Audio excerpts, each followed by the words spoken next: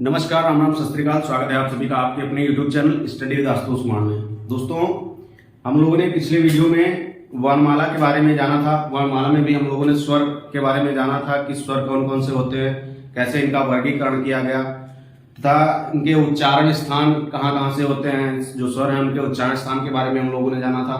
आज हम लोग जानेंगे स्वर के आगे व्यंजन के बारे में। व्यंजन कहते किसे हैं, तो आइए देख लेते हैं। तो व्यंजन जो है ऐसे वर्ण जो स्वरों की सहायता से बोले जाते हैं। ऐसे वर्ण जो स्वरों की सहायता से बोले जाते हैं उन्हें व्यंजन कहते हैं। स्वरों की अगर बात करें तो स्वरों की परिभाषा थी कि जिनको बोलने में किसी अन्य वर्ण की आवश्यकता ना पड़े उन्हें स्वर कहते हैं। जो किसी अन्य वर्ण की सहायता से ना बोले जाएं वो स्वर कहलाते हैं। लेकिन यहाँ पर हम लोग व्यंजन सीख रहे हैं, तो व्यंजन की परिभाषा कह रही कि ऐसे वर्ण जो स्वरों की सहायता से बोले जाते हैं। ऐसे वर्ण जो स्वरों की सहायता से बोले जाते हैं व्यंजन कहलाते हैं। क्या कहते हैं उन्हें? व्यंजन कहते हैं। अब व्यंजन की बात कर लेते हैं कि व्यंजन कितने होते हैं। हमारी जो वर्णमाला है, हिंदी की वर्णमाला, उसमें व्यंजन कितने होते हैं। तो व्यंजन मुख्यतः जो होते हैं उनकी संख्या होती है 33 मुख्यतः जो व्यंजन होते हैं उनकी संख्या 33 होती है। लेकिन अगर इनकी कुल संख्या की बात करें, कुल व्यंजनों की बात करें, ये होती है 39 जो है कुल व्यंजन होते हैं और 33 जो है ये मुख्य रूप से होते हैं। मुख्य रूप से व्यंजन 33 होती है। लेकिन अगर इनकी संख्या कुल संख्या की बात करी जाए तो इनकी कुल संख्या जो है ये 39 होती है। ठीक है, इसके आगे हम लोग देखेंगे व्यंजन जो है इनको किस प्रकार बांटा गया है। ये जो व्यंजन है 39 इनको किस प्रकार बांटा गया है इसके बारे में हम लोग देखेंगे। तो सबसे पहले स्पर्श व्यंजन। व्यंजनों में स्पर्श व्यंजन सबसे पहले आता है। इनकी जो संख्या है ये है 25। स्पर्श व्यंजनों की जो संख्या है हमारी, इनकी संख्या है 25। इसके बाद आता है ऊष्म व्यंजन। इसके बाद आता है अंतस्थ व्यंजन। अंतस्थ व्यंजन की संख्या कितनी है, तो अंतस्थ व्यंजन की संख्या है 4। सबसे पहले स्पर्श व्यंजन, फिर अंतस्थ व्यंजन, इसके बाद हमारा आता है ऊष्म व्यंजन। ऊष्म व्यंजन की संख्या भी 4 होती है। स्पर्श 25, अंतस्थ 4, ऊष्म 4। इसके बाद आता है संयुक्त व्यंजन। संयुक्त व्यंजन, संयुक्त इनको इसलिए कहा जाता है क्योंकि दो व्यंजनों से मिलकर बने होते हैं। ये जो संयुक्त व्यंजन होते हैं ये दो व्यंजनों से मिलकर बने होते हैं, इसीलिए इनको संयुक्त व्यंजन कहा जाता है। तो इनकी भी संख्या कितनी होती है, इनकी संख्या 4 होती है। इसके आगे द्विगुण या उच्छिष्ट व्यंजन, इनकी संख्या कितनी होती है, तो इनकी संख्या होती है 2। द्विगुण या उच्छिष्ट व्यंजन जो होती है इनकी संख्या होती है 2। अब व्यंजनों को किस प्रकार जो है वर्गीकृत किया गया है ये हम लोग देखेंगे। स्पर्श व्यंजन कहते किसे हैं, कौन कौन से स्पर्श व्यंजन के अंतर्गत आते हैं, इसके बारे में हम लोग चर्चा करेंगे। तो स्पर्श व्यंजन की अगर बात करें तो इसकी जो परिभाषा है वो कहती है इनको बोलते समय वायु इंद्रियों को स्पर्श करते हैं। जो हमारी इंद्रियां होती हैं इनको स्पर्श करते हुए वायु जो है ये बाहर निकलती है। इनको बोलते समय वायु जो हमारे मुख से निकलती है वो इंद्रियों को स्पर्श करते हुए बाहर निकलती है। इनकी संख्या की बात करें अगर तो इनकी संख्या होती है 25। जो हमारे स्पर्श व्यंजन होते हैं इनकी संख्या 25 होती है। और इनको हम लोग वर्गीय व्यंजन के नाम से भी जानते हैं। स्पर्श जो व्यंजन होते हैं इनको वर्गीय व्यंजन के नाम से भी जाना जाता है, क्योंकि ये जो हमारे 25 स्पर्श व्यंजन है इनको वर्ग के रूप में बांटा गया है। जो स्पर्श व्यंजन है इनको वर्ग के रूप में बांटा गया है, इसीलिए इनको वर्गीय व्यंजन भी कहा जाता है। कौन कौन से वर्ग हैं, तो का से लेकर ये हमारे पा तक, का, चा, टा, ता, पा, ये हमारे 5 वर्ग होते हैं। 5 वर्ग, और प्रत्येक वर्ग जो है इसमें वर्ण जो है इनकी संख्या होती है 5। तो 5 गुणे 5, 5 25, तो ये इनकी संख्या हो जाएगी 25। तो कुल जो हमारे स्पर्श व्यंजन है इनकी संख्या हो जाएगी 25। का वर्ग में कौन कौन से व्यंजन आते हैं, तो का वर्ग में आते हैं का, खा, गा, घा, अंगा, ये हमारे का वर्ग के व्यंजन हो गए। इसी प्रकार चा वर्ग की बात करें तो आता है चा, छा, जा, झा, या, ये हमारे चा वर्ग हो गया। इसके बाद टा वर्ग में टा, ठा, डा, ढा, ड़ा, ये हमारे 5 व्यंजन हो जाए ये टा वर्ग में। इसके आगे ता वर्ग की अगर बात करें तो ता वर्ग में ता, था, दा, धा, ना, ये हमारे 5 वर्ण हो जाएंगे ता वर्ग के। इसके आगे पा वर्ग की अगर हम लोग बात करें तो पा वर्ग में हो जाएगी पा, फा, बा, भा, मा, ये हमारे 5 वर्ण जो हो जाएंगे ये हो जाएंगे पा वर्ग के। तो इस प्रकार जो हमारे स्पर्श व्यंजन है, वर्गीय व्यंजन है, इनकी कुल संख्या हो जाएगी 25।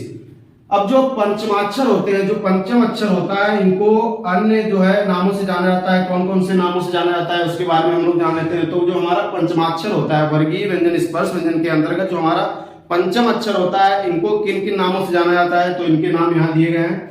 इनको नासिक के व्यंजन भी कहा जाता है। पंचमाक्षर जो व्यंजन है हमारे पंचमाक्षर वर्ण है इनको हम लोग नासिक के व्यंजन भी कहा जाता है। इनको पंचमाक्षर के नाम से जाना जाता है। इनको अशुभाक्षर के नाम से भी जाना जाता है। पंचमाक्षर जो है इनको अशुभाक्षर भी कहा जाता है।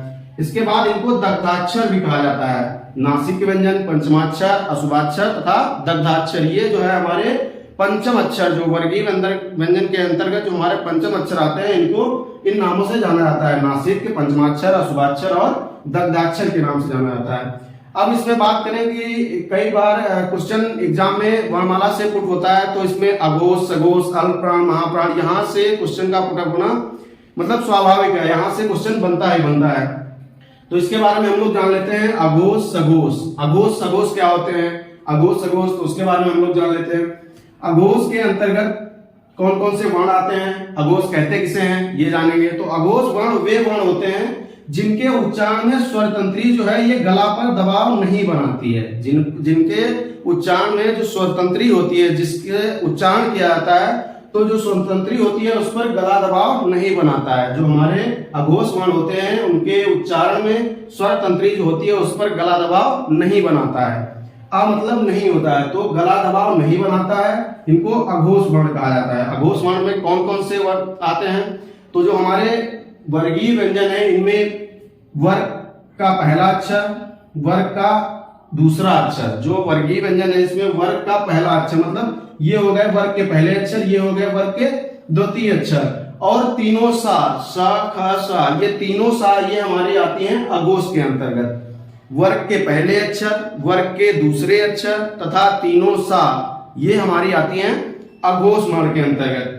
इसके बाद हम लोग जानेंगे सघोष के बारे में। सघोष, सघोष को सघोष या घोष के नाम से भी जाना जाता है। कभी कभी जो दिया होगा ऑप्शन में सघोष या केवल घोष भी दिया होगा, तो सघोष या घोष जो है एक ही चीज होती है। इनमें कौन कौन से वर्ण आते हैं, जो सघोष है इनको कैसे हम लोग परिभाषित करते हैं? तो ऐसे वर्ण जिनके उच्चारण में स्वर तंत्री पर गला दबाव बनाता है, स्वर तंत्री पर गला दबाव बनाता है, उनको कहते हैं घोष या सघोष।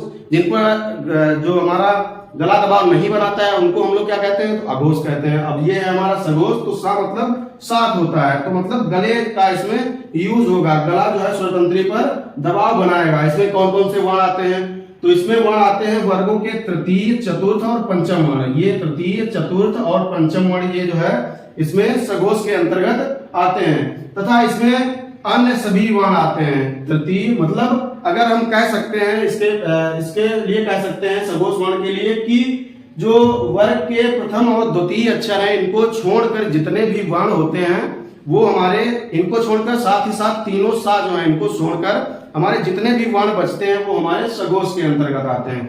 तो इसमें आते हैं वर्ग के तृतीय, चतुर्थ और पंचम वर्ण तथा शेष सभी वर्ण स्वर सहित शेष सभी वर्ण ये हमारे आ जाएंगे सघोष के अंतर्गत। इसके आगे हम लोग देखेंगे अल्पप्राण। अल्पप्राण, अल्प मतलब कम होता है, प्राण मतलब वायु, जिनको फूकते, जिनको बोलते समय जिनके उच्चारण में स्वर तंत्रीय में कम वायु, अल्प मतलब कम होता है और प्राण मतलब वायु होती है, तो जिनको उच्चारण, जिनका उच्चारण करते समय स्वर तंत्रीय में कम वायु फूकनी पड़े, कम वायु फूकी जाती है, उनको हम लोग अल्पप्राण कहा जाता है। तो अल्पप्राण कौन कौन से होते हैं? तो अल्पप्राण होते हैं वर्ग के प्रथम, तृतीय तथा पंचम अक्षर। प्रथम पहले अक्षर वर्ग के तृतीय अक्षर तथा वर्ग के जो पंचम अक्षर होते हैं इनको हम लोग अल्पप्राण के नाम से जाना जाता है। साथ ही साथ ऊष्म वर्ण को छोड़कर, ऊष्म वर्ण में कौन कौन से आते हैं? सा, शा, शा, तीनों सा और हा ये हमारे ऊष्म वर्ण के अंतर्गत आते हैं। इसके बारे में हम लोग जानेंगे भी। तो ये हो जाएंगे, छोड़कर, इनको छोड़कर अन्य सभी जो वर्ण बचते हैं स्वर सहित, स्वर को मिलाकर अन्य सभी जो वर्ण बनते हैं वो हमारे आते हैं अल्पप्राण के अंतर्गत। इसके बाद हम लोग देखेंगे महाप्राण। महा मतलब ज्यादा होता है, महा का मतलब ज्यादा होता है और प्राण मतलब वायु, जिनके उच्चारण में स्वर तंत्री में अधिक वायु फूंकी जाती है। ऐसे वर्ण जिनके उच्चारण में स्वर तंत्री में अधिक वायु फूंकी जाती है उनको हम लोग महाप्राण वर्ण कहते हैं। तो इनमें कौन कौन से वर्ण आ जाएंगे? तो इनमें वर्ण आ जाएंगे वर्ग के द्वितीय और चतुर्थ अक्षर।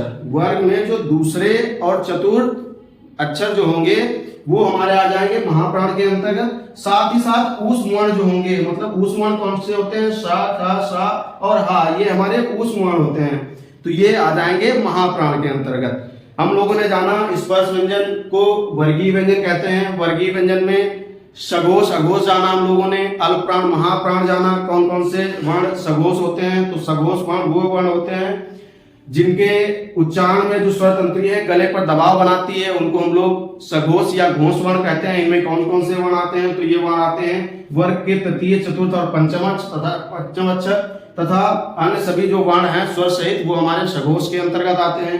साथ ही साथ हम लोग घोष के बारे में, अघोष जो है, अघोष में आ पहले आ रहा है तो पहले से स्टार्ट करेंगे। आ पहले आ रहा है, सा बाद में आता है तो बाद से स्टार्ट करेंगे। आ मतलब अघोष में आ पहले आता है तो पहले से स्टार्ट करेंगे, पहला और दूसरा। ठीक है, अघोष में पहला और दूसरा तथा तीनों सा ये हमारी हो जाएंगी अघोष में। सघोष में 3, 4, 5 तथा जितने भी वर्ण बचते हैं 3 सा को छोड़कर तथा जो पहला और दूसरा अक्षर है इनको छोड़कर जितने भी वर्ण बचते हैं ये हमारे सघोष के अंतर्गत चले जाते हैं। इसी प्रकार अल्पप्राण, अल्पप्राण मतलब कौन कौन से वर्ण हो जाएंगे इसमें? तो इसमें हो जाएगा 1, 3, 5 और जितने भी वर्ण बचते हैं ये हो जाएंगे ऊष्म वर्ण को छोड़कर, जितने ये हो जाएंगे हमारे अल्पप्राण। महाप्राण, महाप्राण में 2, 4 तथा ऊष्म वर्ण 2, 4 और ऊष्म वर्ण जो होते हैं हमारे 4 ये हमारे हो जाएंगे, ये हो जाएंगे महाप्राण। अब इसके आगे हम लोग जानेंगे, ये हो गया स्पर्श व्यंजन के बारे में। स्पर्श व्यंजन के बारे में हम लोगों ने जान लिया और इनकी संख्या की बात करें तो इनकी संख्या 25 होती है, ये दिया 25 होती है और इनका जो है वर्गीय व्यंजन कहा जाता है और वर्गों को अल्पप्राण, महाप्राण, अघोष, सघोष इस प्रकार हम लोगों ने इसके बारे में बात करी। अगर बात करें पंचम अक्षर की तो इनके अन्य नाम भी दिए हैं। नासिक व्यंजन कहा जाता है इनको, पंचमाक्षर कहा जाता है, अशुभाक्षर कहा जाता है, दग्धाक्षर, ये इसके जो है पंचम अक्षर के अन्य नाम हो गए। ये भी कई बार पूछा जाता है कि अशुभाक्षर किन वर्णों को कहा जाता है, पंचमाक्षर किस व्यंजन को कहा जाता है, तो ये हमारा जो हो गया पंचम अक्षर जो हो गए इनके नाम हो गए। कई बार पूछ लिया जाता है कि जो है कौन से ऐसे वर्ण हैं जिनको स्पर्श संघर्षी व्यंजन कहा जाता है। स्पर्श संघर्षी व्यंजन, तो स्पर्श संघर्षी व्यंजन जो हमारे होते हैं ये 4 वर्ण के जो 4 अक्षर होते हैं, चा, छा, जा, झा, इनको स्पर्श संघर्षी व्यंजन कहा जाता है। स्पर्श संघर्षी 4 वर्ग के जो हमारे चा, छा, जा, झा ये हमारे वर्ण हैं, ये इनको स्पर्श संघर्षी व्यंजन कहा जाता है। ये भी कई बार क्वेश्चन पूछा गया है कि स्पर्श संघर्षी व्यंजन कौन कौन से हैं, उसमें ऑप्शन में दिया होगा इनमें से 4 या इनमें से 3 ऑप्शन में दे देगा, एक कोई डिफरेंट अलग कर देगा तो वो आपको बता देना है यहाँ से। ठीक है, इसके बारे में अब हम लोगों ने जान लिया स्पर्श व्यंजन। इसके आगे हम लोग देखेंगे अंतस्थ व्यंजन। अंतस्थ व्यंजन में कौन कौन से वर्ण आते हैं? तो अंतस्थ व्यंजन में वर्ण आते हैं या, वा, रा तथा ला, ये हमारे 4 वर्ण होते हैं अंतस्थ व्यंजन। अंतस्थ व्यंजन जो है इनमें या और वा जो है इनको हम लोग कहते हैं अर्धस्वर। या और वा को अर्धस्वर कहा जाता है। कई बार क्या होता है कि ऑप्शन में या और वा को नहीं देता है तो उनके स्थान पर अगर या और वा नहीं दिया गया है तो रा और ला को भी अर्धस्वर माना जा सकता है। ठीक है, अगर यहाँ पे या और वा ऑप्शन में ना दिया हो। इसके आगे हम लोग रा जो है इसको लुंठित वर्ण कहा जाता है, लुंठित या प्रकंपित वर्ण भी कहा जाता है इसको।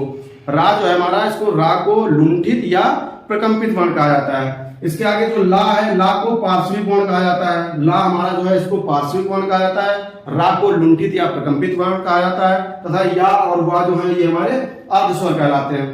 तो ये हो गया हमारा अंतस्थ व्यंजन। ठीक है, अंतस्थ व्यंजन। इसके आगे हम लोग बात करेंगे ऊष्म व्यंजन की। ऊष्म व्यंजन हमने महाप्राण में जाना कि महाप्राण में ऊष्म व्यंजन आते हैं तथा अघोष जो है इसमें ऊष्म व्यंजन के जो 3 वर्ण तीनों सा आते हैं ये भी हमारे जो है अघोष वर्ण में आते हैं। तो यहाँ पे हम लोग जानेंगे ऊष्म व्यंजन के। ऊष्म व्यंजन में शा, शा, शा, तीनों सा और हा जो है ये जो हमारे ऊष्म व्यंजन है इनके अंतर्गत आते हैं। तथा जो हमारा हा है इसको काकल्य व्यंजन कहा जाता है। हा को काकल्य व्यंजन, कई बार पूछा जाता है कि काकल्य व्यंजन, उसमें से ऑप्शन में दे देगा तो हा को आप लोगों को टिक करना है कि जो हा है हमारा इसको काकल्य व्यंजन कहा जाता है। इसके आगे अगर बात करें संयुक्त व्यंजन की, संयुक्त व्यंजन जो है इनकी संख्या भी कितनी होती है? तो इनकी संख्या 4 होती है। और संयुक्त व्यंजन हमने बात करी थी कि संयुक्त व्यंजन 2 वर्णों से मिलकर बने होते हैं। 2 वर्णों को मिलाकर जो वर्ण बने होते हैं उनको संयुक्त व्यंजन कहा जाता है। तो कौन कौन से वर्ण से मिल जाते हैं? जो हमारा छा है, ये छा, क्षत्रिय वाला छा जो है ये हमारा का और शा से मिलकर बना होता है, जिसमें जो पहला वर्ण होता है संयुक्त व्यंजन जो हमारे मिलकर बने होते हैं 2 व्यंजनों से, इनमें जो पहला व्यंजन होता है उसमें स्वर नहीं होता है। मतलब कह सकते हैं कि जो पहला व्यंजन होता है वो स्वरहीन व्यंजन होता है। तो ये हो गया स्वरहीन का और शा, ये हमारे जो है छा को बनाएंगे। इसी प्रकार त्रा जो है स्वरहीन ता और रा से मिलकर बने हैं। इसी प्रकार ज्ञा जो हो गया, ज्ञा ये हमारा स्वरहीन जा और यहाँ से मिलकर बना है। इसी प्रकार जो स्रा है ये सा स्वरहीन सा है और रा जो का है वो का, शा है वो का और सा से मिलकर बना है। त्रा ता और रा से मिलकर बना है। ज्ञा जो है जा और यहाँ से मिलकर बना है। और स्रा जो है हमारा श और रा से। इनमें जो पहला वर्ण है, पहला व्यंजन वर्ण है, वो हमारा स्वरहीन है। ठीक है, इसके आगे हम लोग बात करेंगे द्विगुण व्यंजन की। द्विगुण व्यंजन किसे कहते हैं? तो द्विगुण व्यंजन होते हैं ड़ा और ढा, ड़ा और ढा। ये इनको जो है कई बार हम लोग कंफ्यूज हो जाते हैं कि ये ड़ा और ढा टा वर्ग में आते हैं, डा और ढा। डा और ढा से जो हमारे द्विगुण व्यंजन है ये कंप्लीटली डिफरेंट है, मतलब पूर्ण रूप से ये भिन्न है, क्योंकि ये जो है अलग है और ये अलग है। द्विगुण को जैसे हम लोग सड़क लिखते हैं, सड़क में ड़ा पढ़ते हैं, ड़ा और ढा, तो ये सड़क। और ढाई में हम लोग जैसे ढाई, ढाई में ढा लिखते हैं, तो डा और ढा, ढा ये यहाँ पे आ जाएगा, तो ये टावर के अंतर्गत आ जाएगा। और जो द्विगुण व्यंजन हमारा सड़क वाला, सड़क में जो ड़ा आती है, ये हमारा हो जाएगा, ये हो जाएगा द्विगुण व्यंजन के अंतर्गत। इसी प्रकार वर्णमाला में हम लोग पढ़ते हैं कि अमानक वर्ण, अमानक वाला, हालांकि हमारी जो वर्णमाला है इनमें अमानक वर्ण जो है इनको शामिल नहीं किया गया है। तो अमानक वर्ण कौन कौन से होते हैं? तो ये हमारे अमानक वर्ण ये होता है, और ये एक अमानक वर्ण ये होता है, ये। लेकिन इनको जो है हमारी वर्णमाला में स्थान नहीं दिया गया है। अमानक वर्ण जो है इनको वर्णमाला में स्थान नहीं दिया गया, इसीलिए इनको अमानक वर्ण कहा जाता है। इसके साथ ही हम लोग पढ़ते हैं कि जो ये हमारे ऊष्म वर्ण होते हैं, जो ऊष्म वर्ण होते हैं इनको संघर्षी व्यंजन कहा जाता है। ऊष्म जो वर्ण होते हैं इनको क्या कहा जाता है? तो संघर्षी वर्ण कहा जाता है, संघर्षी वर्ण। ऊष्म वर्ण को संघर्षी। लेकिन अगर स्पर्श संघर्षी की बात करें तो स्पर्श संघर्षी हमारे चा वर्ग के अंतर्गत जो चा, छा, जा, झा ये हमारे वर्ण आ जाएंगे, ये स्पर्श संघर्षी। अगर लेकिन जो है केवल संघर्षी की बात करें तो संघर्षी वर्ण हो जाएंगे हमारे ये ऊष्म व्यंजन। ऊष्म व्यंजन जो है इनको बोलते समय जो है संघर्ष करना पड़ता है, श श श, तो इनको जो है संघर्षी व्यंजन कहा जाता है। लेकिन जो चा वर्ग के अंतर्गत चा वर्ण आते हैं, चा, छा, जा, जा, इनको स्पर्श संघर्षी व्यंजन कहा जाता है। उम्मीद है दोस्तों ये आप लोगों को व्यंजन जो है ये समझ में आया होगा। इससे पहले अगर आप लोगों ने स्वर वाला वीडियो नहीं देखा है तो स्वर वाले वीडियो का जो लिंक है वो डिस्क्रिप्शन बॉक्स में दे दिया जाएगा, वहां से जाकर देख सकते हैं। अब आज के लिए इतना ही, मिलते हैं अगले वीडियो में व्यंजन जो है इनके उच्चारण स्थान के साथ। उच्चारण स्थान किसका कहां से क्या आता है, कैसे उच्चारित करते हैं, इसके बारे में हम लोग जानेंगे। तो आज के लिए इतना ही, अब मिलते हैं अगले वीडियो में, तब तक के लिए नमस्कार।